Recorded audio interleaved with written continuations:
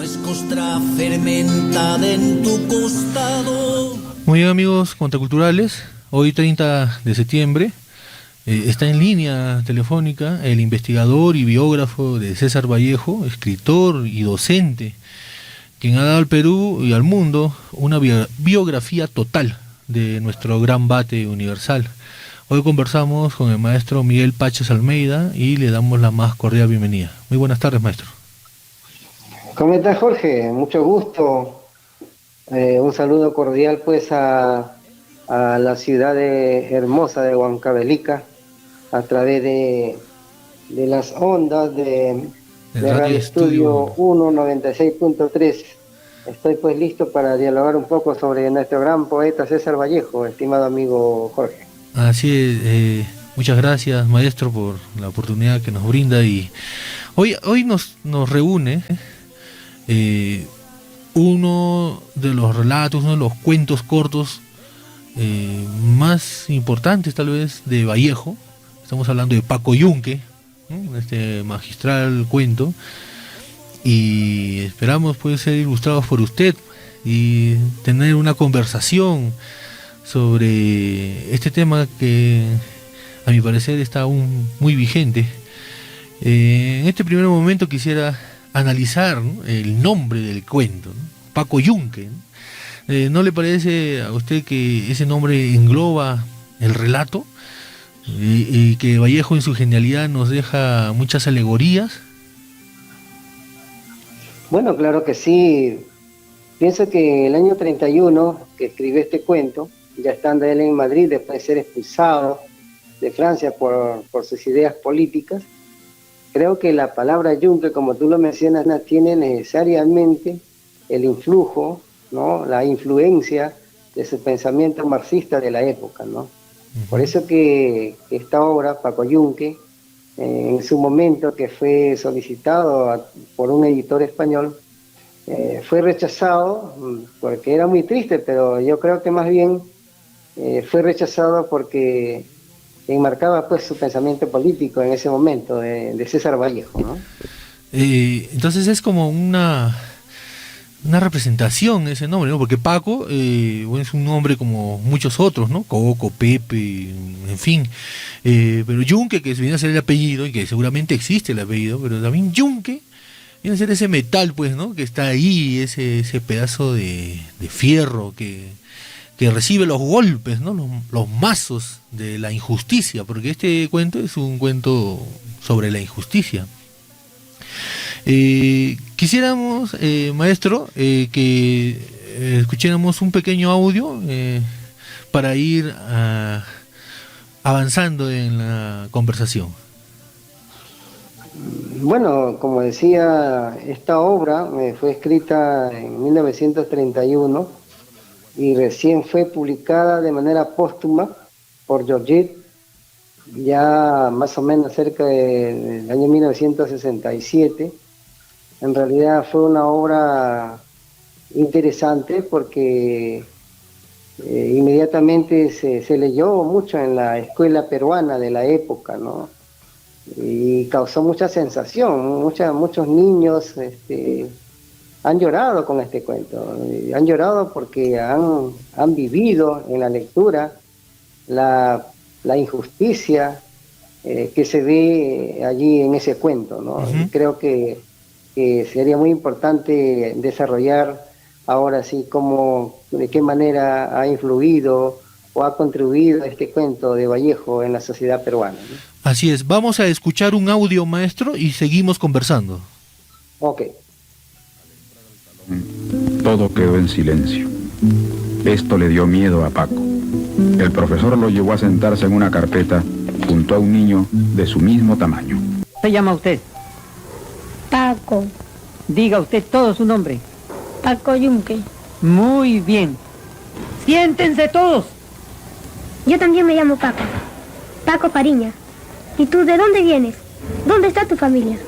¿A qué hora nos iremos a nuestras casas?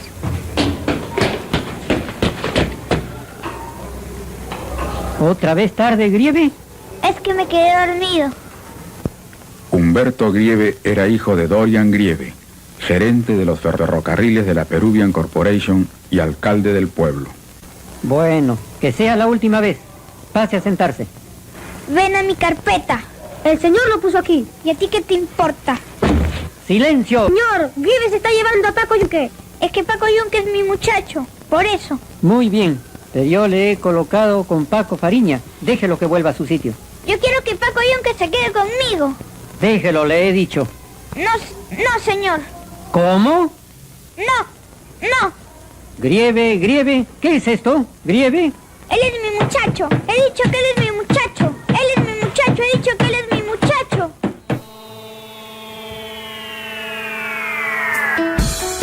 Bien, maestro Pachas, ¿qué nos puede decir del inicio de este cuento? Bueno, es un inicio extraordinario, como Vallejo fue capaz de contarnos en detalles la llegada de un niño campesino a un colegio y se encuentra pues inmerso en un problema porque él es hijo de una empleada doméstica que trabaja con su patrón, que es nada menos un potentado, es alcalde de la ciudad, y llegando al colegio pues se da cuenta de que Humberto Grieve, que es el hijo del patrón, lo considera pues que también es su muchacho y que tiene que estar a su lado en la carpeta. Creo que es una parte crucial del cuento, donde Vallejo nos permite establecer, o él mismo establece, mejor dicho, en realidad las clases sociales que existían y todavía subsisten en el Perú.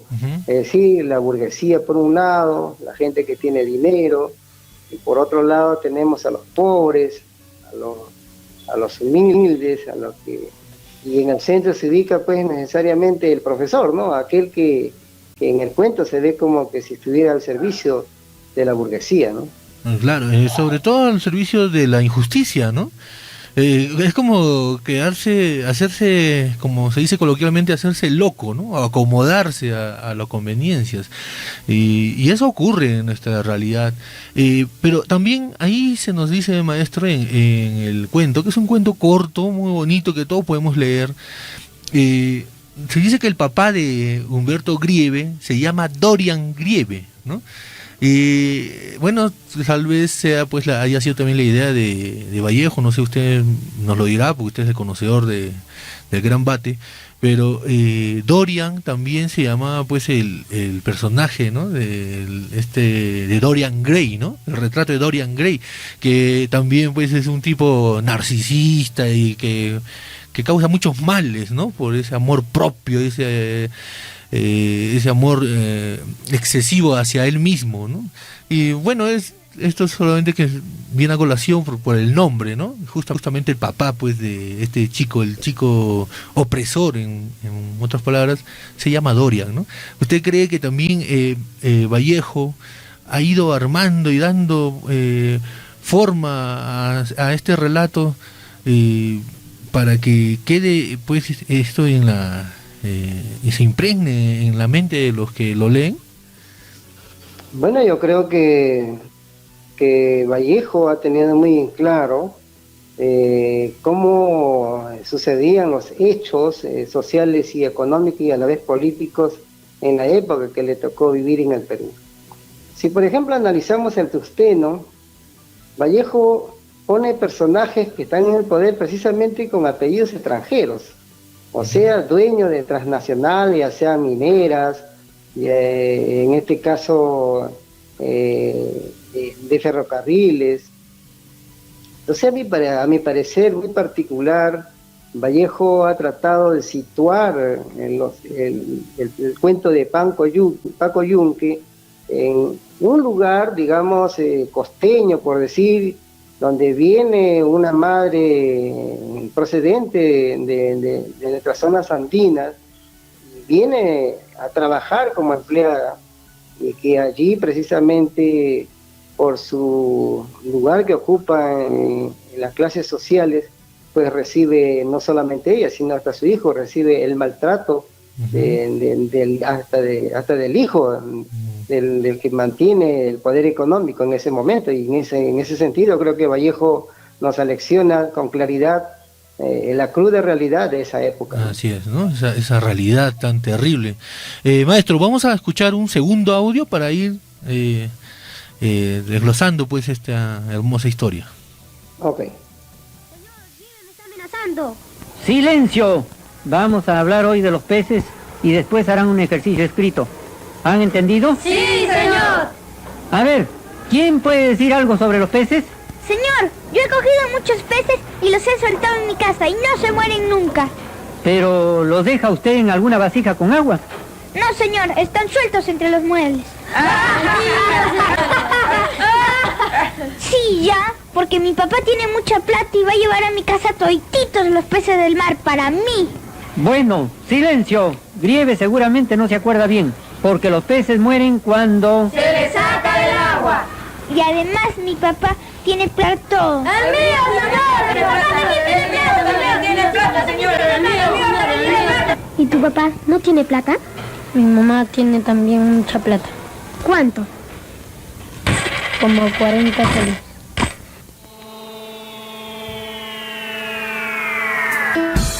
Bien, maestro, estamos escuchando ahí pues a Humberto Grieve, ¿no? Como en su mente él piensa que todo es posible y sobre todo por el dinero que tienen sus padres, ¿no? Y en la actualidad también pasa esto. Hemos visto hace poco en las noticias, en la televisión, de personas que faltan al respeto a la autoridad y dice, pues mi papá lo paga, pues, ¿no? Cosas así, maestro, que son actuales. Bueno, lamentablemente así son las cosas. Generacionalmente, históricamente, se observa en nuestro país que el que tiene plata puede cometer todas las injusticias del mundo y están libres. O si caen presos, siguen libres. O si cometen una falta, no les sucede nada. Ellos se creen los todopoderosos en nuestra sociedad. Y lamentablemente, eso sigue ocurriendo todavía hasta nuestros días, como tú lo has mencionado, en el caso de aquel joven que le dijo al policía que no importa, que su papá iba a pagar la multa, ¿no? Y que él podía salir a la calle cuanto quisiera, ¿no? Es una realidad muy triste que todavía en la sociedad peruana estamos soportando. No estamos, digamos, todavía en ese proceso de cambio de la sociedad, de poner ya pues un límite a esta situación que muy bien Vallejo nos hace ver también a través de este cuento, ¿no? Maestro, pero también notamos ahí algo muy importante, que es el comportamiento del docente. ¿Qué opina usted de ese llamado que hace pues Vallejo respecto al comportamiento, o cuál debe ser el comportamiento de un docente?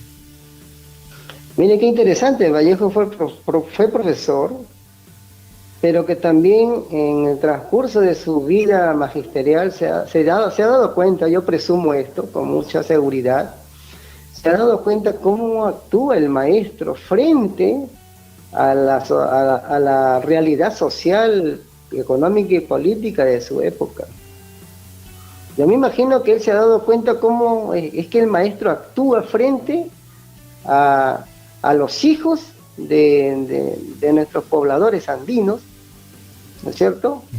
Y cómo es que el maestro actúa frente a los hijos de aquellos que son los potentados, los poderosos de la sociedad en ese momento. Y es muy lamentable, porque el maestro, siendo el primer agente de cambio, debería ser un hombre justo, crítico, y también buscando esos cambios reales en la sociedad. Hace poco publiqué precisamente un artículo sobre Paco Yun que tenía relación con esta entrevista que tengo contigo hoy día aquí a través de las ondas radiales en Huancavelica. Y hubieron algunas personas que escribieron que esa realidad del maestro todavía subsiste en las zonas andinas, ¿no?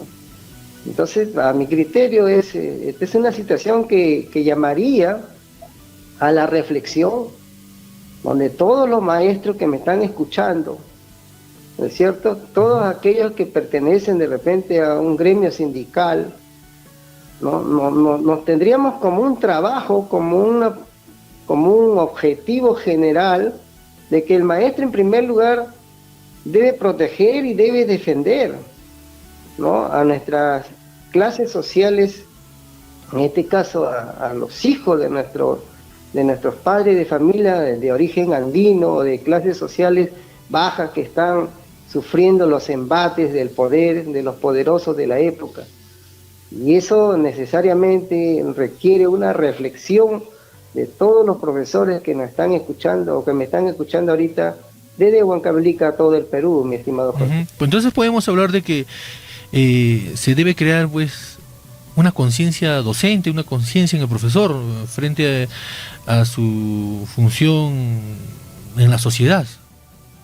Por supuesto, yo recuerdo también, Jorge, que cuando Arguedas, José María Arguedas nos contaba en una oportunidad, nos relató que cuando él vino a estudiar a Ica, y el profesor o el director miró sus notas en su libreta, imagino, de un primer bimestre, y tenía pues 20, 18.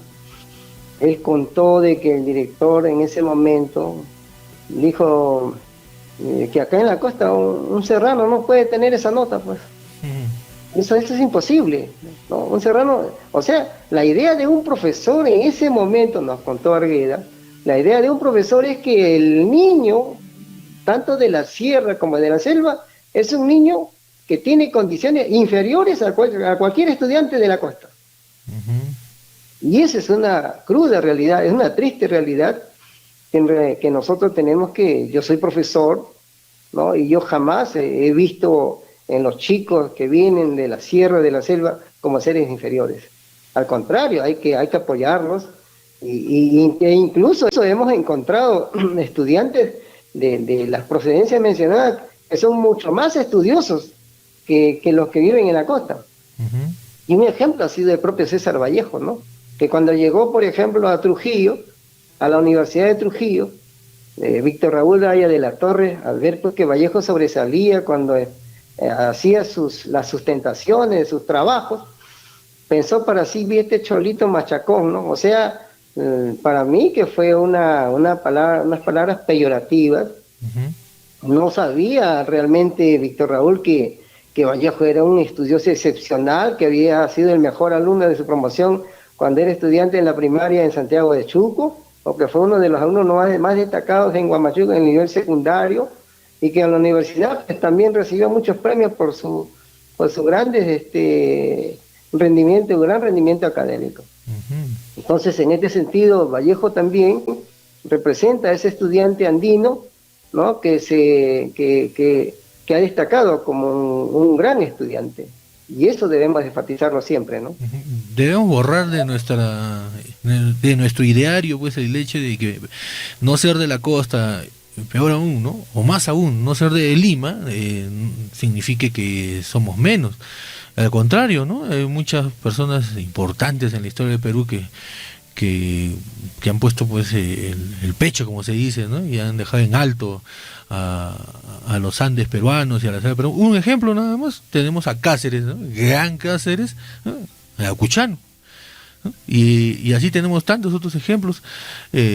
Esas taras que han quedado, a veces se escucha, no, yo lo voy a enviar a mi hijo o a mi hija a estudiar a Lima, dice, ¿no?, a Huancayo, porque allá se aprende mejor, ¿no? O sea, desde ese momento ya los papás están con esa idea y le meten eso en la cabeza, pues, y eso se va heredando, lamentablemente, que eso debería cortarse, ¿no?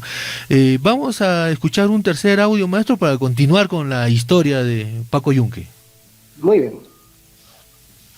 Bueno, ahí está el ejercicio escrito. Copien lo que hay en la pizarra. ¿Ya terminaron? Sí, señor. Bueno, pongan sus nombres bien claros. Paco Yunque había copiado su ejercicio muy bien y salió al recreo a jugar. Ven, vamos a jugar.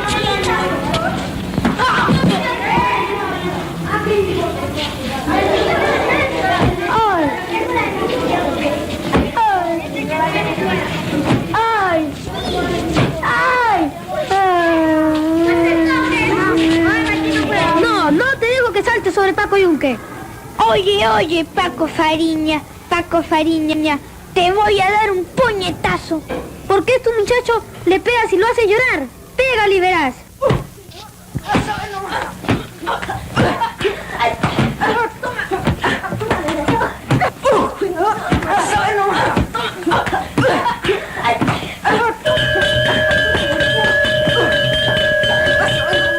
Paco Fariña. El profesor recibía las hojas con los ejercicios y las iba leyendo y calificando. Humberto Grieve. Toma tu cuaderno. Paco Yunque. ¿La ha perdido usted o no lo ha hecho? Bueno, anotaré la falta. Señor director. Siéntense, por favor. ¿Ya sabe usted quién es el mejor alumno del año? Sí, señor director. Es Humberto Grieve. ¿Dónde está su ejercicio? Muy bien. Venga aquí, Humberto Grieve. Muy bien, lo felicito.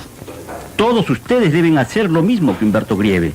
Deben ser buenos alumnos y buenos niños, como él. Si así lo hacen, recibirá cada uno un premio y sus nombres serán también inscritos en el cuadro de honor del colegio, como el de Humberto Grieve. Así lo espero. Mira al señor. Está poniendo tu nombre en su libro, porque no has hecho tu ejercicio. Míralo. Te va a dejar castigado y no vas a ir a tu casa. Anda, contesta. ¿Por qué no contestas? ¿Dónde está tu ejercicio? Olvídate, no llores. Olvídate. No seas sonso, no llores. Paco, olvídate. Paco, no llores.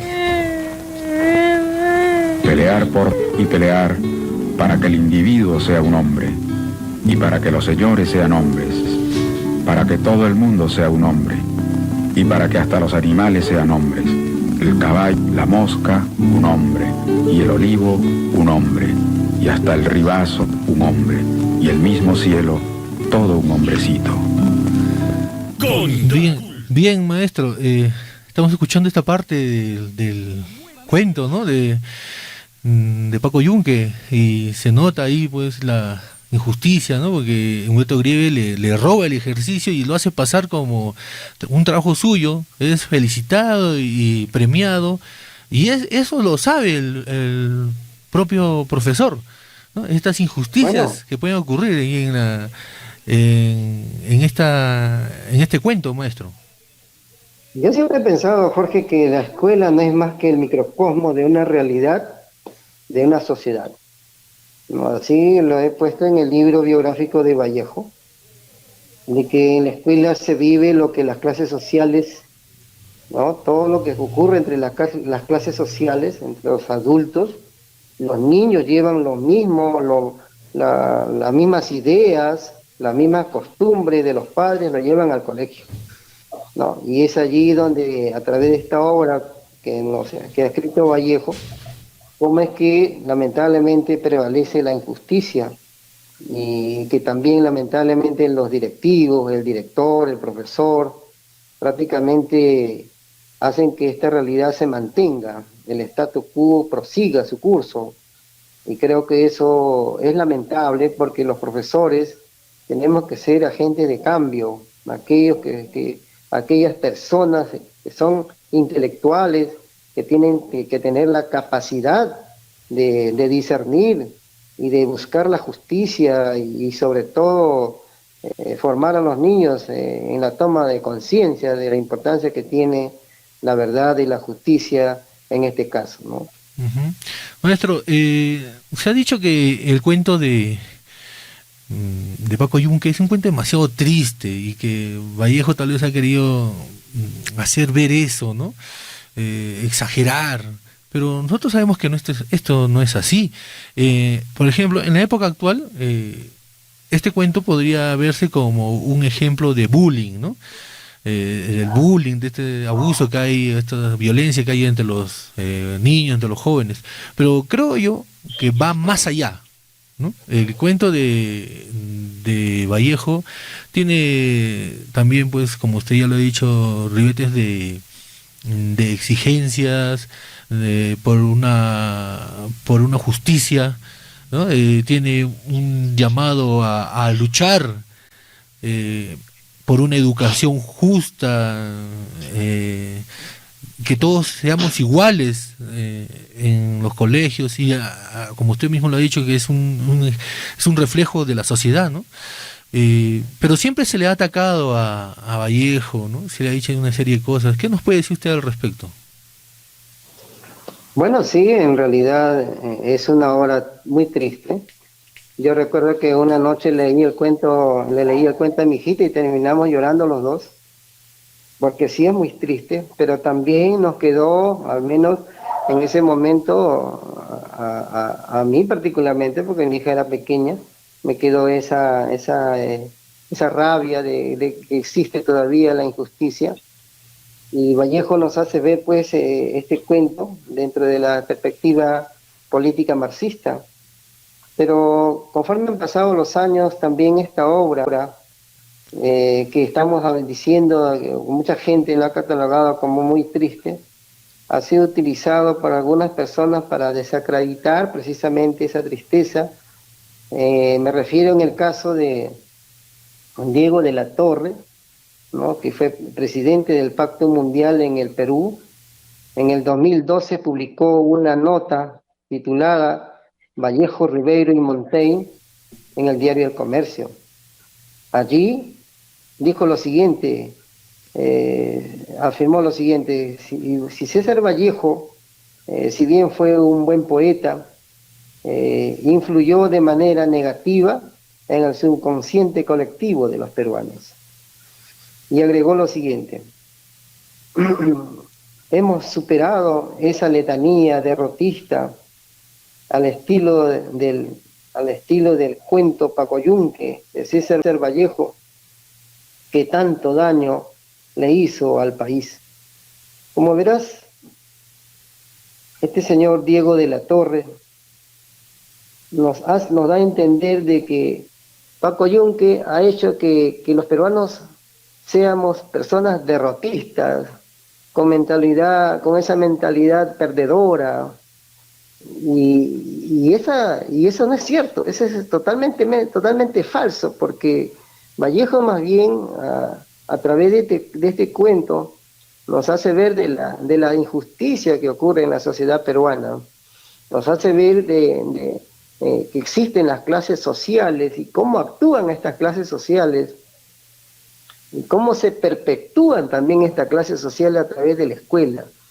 Recuerdo que la publicación de esta nota de este señor abrió un gran debate acá en Lima, y pues la mayoría salió a defender a Vallejo, y que en realidad este cuento tenía una misión especial, ¿no? Hacernos ver la cruda realidad, ¿no?, que todavía existe en el Perú de esta época, ¿no? Bien, maestro, es clara la explicación que usted nos está dando, y bueno, ese señor Latorre, pues, realmente para mí también está muy equivocado, pues ha hecho un análisis muy simple de la obra de Pacoyunque, ¿no?, la obra de Vallejo, que tiene mucha significancia, muchos significados, muchos mensajes, y que creo que también debe enseñarse en las escuelas, en los colegios, como una forma de luchar contra la injusticia, contra la ignorancia, ¿no?, esa ignorancia que nos han metido en la cabeza y que hace que seamos así, sumisos, ¿no? Con esto no quiero decir pues que hay que ser unos rebeldes o revoltosos, pero sí hay que cambiar nuestra forma de ver las cosas, y sobre todo de soportar, ¿no?